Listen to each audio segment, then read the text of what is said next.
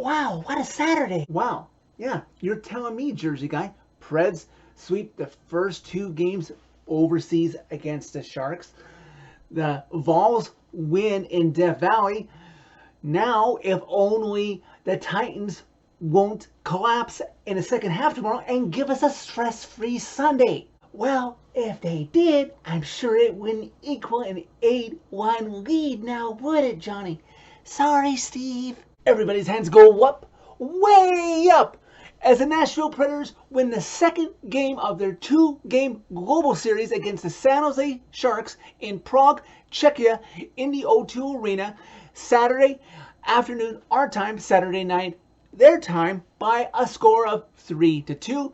They sweep the series, winning both games in regulation, taking 4 points, eager to come home to see their fans Thursday night back in Bridgestone. Another day, another game, and another victory I wasn't able to watch live. Please don't make a habit of this, Preds, this season, because I would actually like to watch you play live, thrill in victory, and agonize in defeat. After what I said about him in yesterday's Preds fan reaction video, I was happy I wasn't forced to eat a big bowl of crow after the Preds were unable to convert on their early power play, and the Sharks did with theirs with Tanner Jeannot in a box, and looky-loo, it's Luke Cunnin who gives the Sharks the early 1-0 lead. Fortunately, that would be the Sharks' only special teams conversion of the game, but the Preds still gave them 4 chances to do so. You can play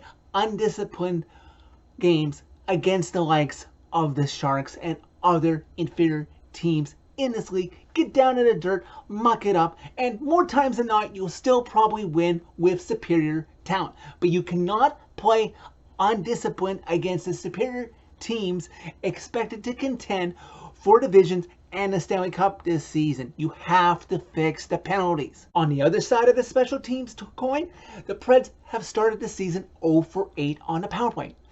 Not good, but I'm not worried yet. Sometimes it just takes practice of running the coach's schemes, getting the right setup, and getting some practice. So hopefully being back in the States in your own relative time zones will help that come to fruition and be more successful, so you're not only counting on even strength goals to win games. Kevin Lankinen, who the Preds signed in the offseason from the Blackhawks, to the surprise of many Preds fans and media who thought that Connor Ingram would be given the shot to be Saros' backup this upcoming season. Well, Lankinen performed well. He's looked good in training camp from all that I have seen and read.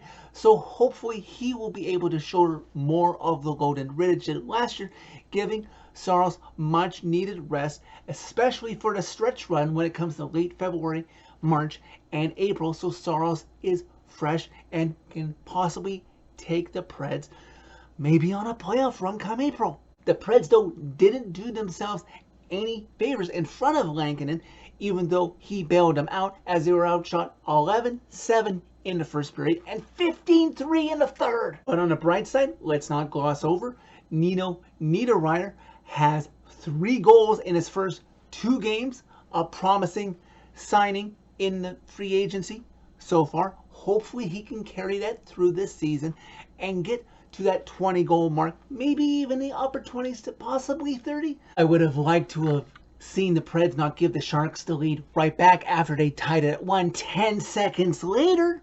But like I said, inferior talent, something that you can hopefully just shake off and improve when you play better teams. Cross this weight off of the list as well, as Phil Forsberg only takes 2 games to get his first goal of the season, just over 6 minutes into the second period. He collects his own rebound off of Kaapo Kähkönen, who is in net for the Sharks, drives around the net and banks it home. And later, after the Preds had tied it there on Forsberg's goal, Nino makes up for a boarding penalty that he took against former Pred Matt Benning.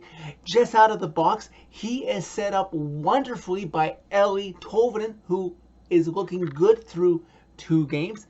Perhaps he's had a good training camp, and Nino Niederreiter buries it, like I said, his third of the season, giving the Preds their first lead of the game. A lead they would not relinquish after that second period. And in the third period, man, was it bled. Even though the Sharks outshot the Preds 15-3, even the NHL.com's highlight package didn't have anything to show for that period, rather than the first few seconds of the period to start, and in the last few minutes of the period in the game, when the Sharks had pulled Kakkonen trying to tie the game, it was a futile attempt, and the Preds hang on to win the game 3-2. So, business trip complete. The Preds play 2 games. They get 4 points in the standings and don't give up any points and get a good cushion to start with before any of the other 30 teams get started this upcoming week. Amazingly, they're done with the Sharks now on a schedule until one more game left next year on February 23rd back in San Jose. The final takeaways from this game is clean up the penalties, a lot less undisciplined play, go with what has traditionally worked on the power play, and a success will eventually come to you, and I think will be consistent. And without any doubt, I know it's just one game, but I think Lankinen has proved that he will be a much more capable backup to Saros than Reiters was last year. When in doubt, play Lankinen more often than Reiters last year, so that Saros will be a lot more rested for the stretch run. So that's it for this video. Thank you very much for watching. As always, hit like if you like this video, hit subscribe if you really like it. You can find the previous videos on this channel and my social media by clicking on a channel name. Tell all your friends about Redemption. Business trip successful, Preds. Time to come home to Bridgestone.